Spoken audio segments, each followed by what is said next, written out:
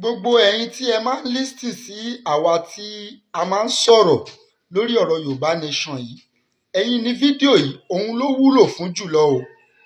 Ṣé ti rí gbogbo oríṣiríṣi ẹ̀dá ni Elédùmarè dá. Elédùmarè dá àwọn nǹkan láti máa kó jọ. Elédùmarè dá àwọn nǹkan láti máa ya nǹkan. Ṣé ti rí gbogbo ẹ̀dá tí Elédùmarè dá láti máa kó jọ, àwọn ni wọ́n máa ń ní àkójọ ni wọ́n dẹ̀ máa ń ṣoríire.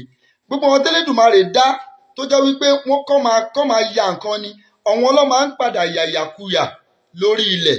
Gbogbo ẹ̀yin tẹ́ mọ nǹkan yà dáadáa, ẹ máa gbìyànjú láti ya bàbá Akíntóyè àti ìyá Onítìrí.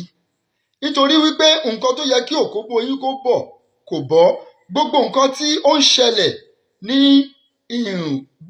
bí a ṣe fẹ́ kúrò nínú ìlú yìí ló yẹ kó jọ wá lógún. Kò yẹ ká máa wà áfítà ẹnìkan ń bẹ́ nìkan ṣe, ẹnìkan ò pẹ́ nìkan.